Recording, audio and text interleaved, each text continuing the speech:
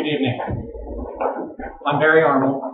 Tonight, I'm going to persuade you, the audience, how a teacher's pay should be determined. My thesis: a teacher's salary should be determined by performance, not tenure. To accomplish this, I will show you how the average teacher's salaries have risen, how test scores have declined, and provide you a definition of tenure and an impact.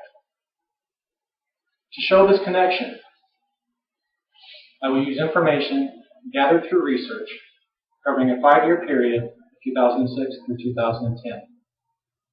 My main points: first, average teacher salaries nationwide. Second, average test scores, SAT and ACT, nationwide. And lastly, tenure, a definition and impact. With my purpose and thesis defined, let's begin with my first main point: average teacher salaries nationwide. The slide here shows the average teacher salaries nationwide. The information for this slide was gathered from 3 reports. First one, written by Matthew DiCarlo, Nate Johnson, and Pat Cochran in 2007. Second, the NEA in 2009, and lastly, the NCEA in 2010. As you can see, it identifies how the average teacher salaries have risen over the past 5 years. With a clear understanding of how the teacher salaries have risen, let's move on to my second main point: average test scores, SAT and ACT, nationwide. I've chosen 2 examples, SAT and ACT tests, as my measures of success. This information was gathered from a report written by the College Board in 2009 and a USA Today article written by Mary Beth Markline in 2010.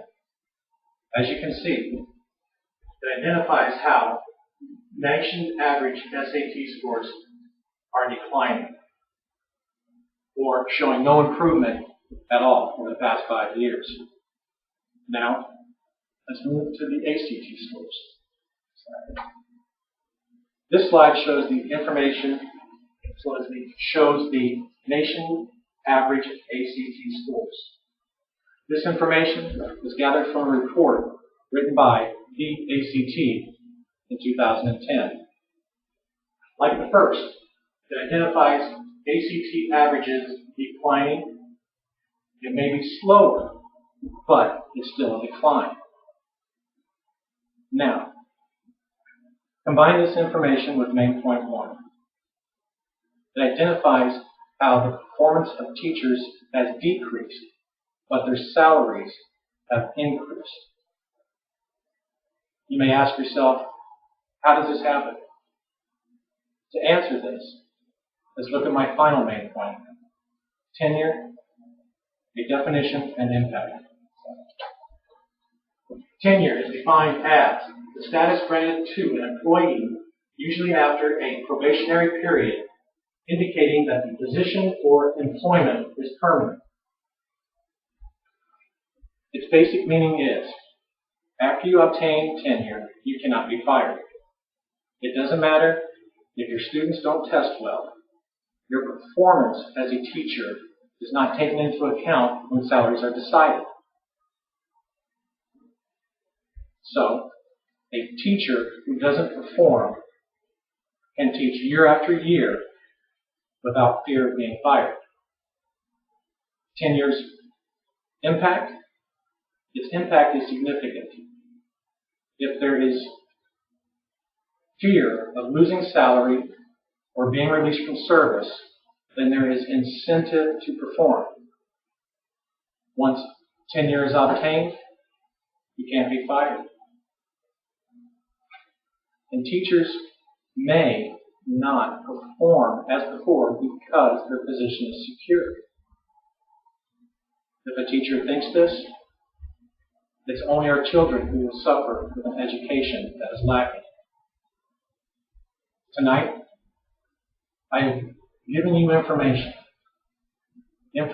that proves my belief that a teacher's salary should be determined by performance, not tenure.